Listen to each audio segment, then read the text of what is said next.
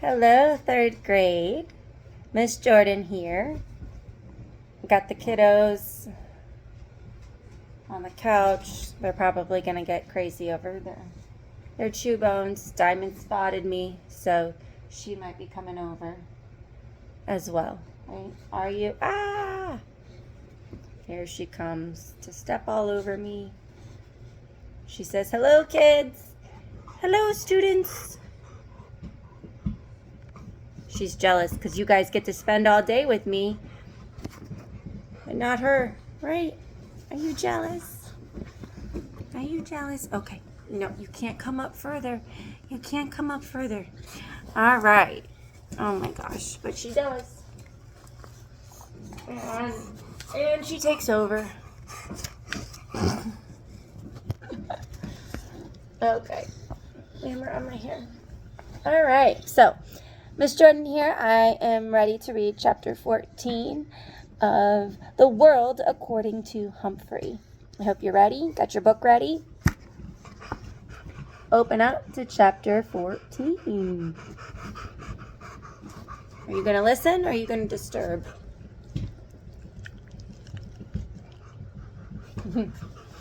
All right.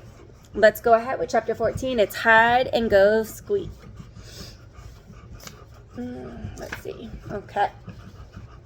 Apparently, the day after Thanksgiving, humans do two things. They eat leftovers from the day before and go shopping. Stop it.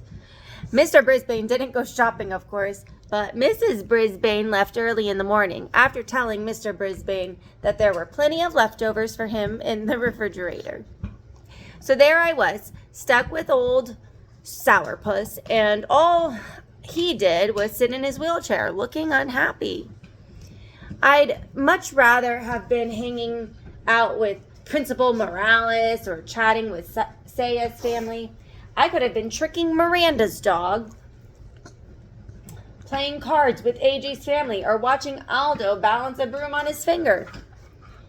But no, I was watching a sad and grouchy old man act sad and grouchy. Oh, I could have just settled in for my nap, but I remembered what Mrs. Brisbane had said. This man had to get out of his cage. Out of your cage, I squeaked out loud without realizing it. Quiet, you little rat, Mr. Brisbane growled at me. Then he wheeled over to my front window then he wheeled over to the front window and stared out. Okay, if he wasn't going to get out of his cage, then I'd get out of mine, because I had a new plan. Mr. Brisbane didn't notice me open the lock that doesn't lock.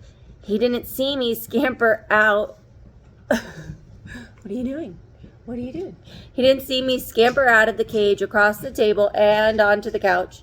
He wasn't aware that I leaped down to the floor. He didn't even think about me until I stood in the middle of the living room and said, "Catch me if you can." I know he only heard me squeaking, but I sure got his attention. He was as surprised as could be to see me there. "How did you get out? And how am I ever going to get you back in?" He rolled toward me. "Come on, whatever your name is. Let's get back in the cage."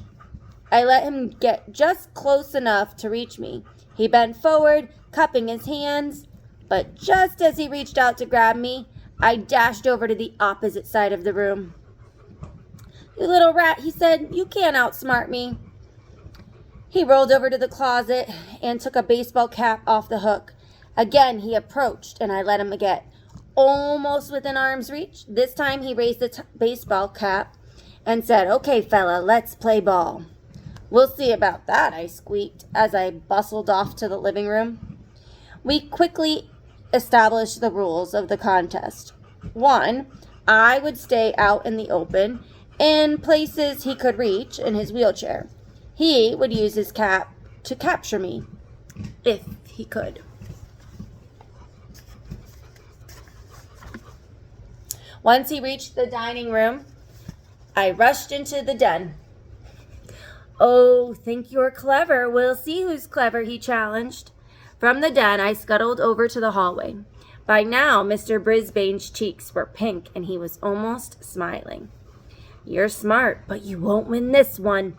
This time I let him get that cap within a whisker of capturing me, just to keep the game interesting. Then I scurried back to the living room. But before he followed me, Mr. Brisbane slammed the bathroom, bedroom, and guest room doors. Aha! He was limiting my range of possibilities. Pretty cunning. In the living room, I decided to make a bold move. I hid under the couch. Then I let Mr. Brisbane stew for 5 minutes. "Come here, Humphrey. You'll have to come out sooner or later," he called. And I thought he didn't know my name. He shook the curtains and pushed the chairs to see if he could arouse me. Too bad he didn't think of using sunflower seeds like Mr. Morales did. Yum. Where are you going, Soleil, Diamond? I finally got... You're interrupting the story. Yes, oh my gosh. She's so spoiled. All the attention. Yes. Back to our story. I apologize. Too bad he didn't think of using sunflower seeds like Mr. Morales did. Yeah. I finally got kind of bored, so I made a dash for the dining room. Mr. Brisbane followed, and this time I let him scoop me in the cap. "I win," he shouted triumphantly. He was beaming with pride as he stared down at me. "But you were a worthy opponent." He put me back in my cage, and I scrambled into my sleeping house. I have to admit, the game had made me a little drowsy. Will you leave us alone? I don't think it was very long before Mrs. Brisbane returned, carrying several shopping bags full of packages. "What happened, Bert?" she asked when she saw her husband. "Nothing," he said. "But your face is all rosy. You look different. And you're wearing a baseball cap," she said. "Sit down, Sue," he answered. "I'll tell you all about it." He told her every detail of our match, chuckling and swinging his cap back and forth. "I guess there are some things I still can do," he said. "Now, how about a game of gin rummy?" Mrs. Brisbane was almost speechless. "Okay," she said, starting to get up. Mr. Brisbane waved away with his cap. "I'll get the cards, you just sit." As he wheeled into the den, Mrs. Brisbane turned to me and quietly said, "Thank you, Humphrey." Mr. Brisbane didn't frown the rest of the day and evening, except when Mrs. Brisbane beat him at cards. The next morning, which was Saturday, she couldn't even find her husband. "Where could he be?" she asked me. "He hasn't left the house in months." A minute later, he came into the house from the garage, his lap full of boards and bricks and things. "I've got an idea for our friend Humphrey," he said. Mr. and Mrs. Brisbane spent most of the rest of the day building an obstacle course on the coffee table in the den. They lined up boards along the side so I couldn't stray too far, and then they set up things for me to climb over and climb under, like bricks with holes to hide in and big cardboard tubes. And Mr. Brisbane constructed a series of ramps for me to climb. Oh, we had a wonderful day.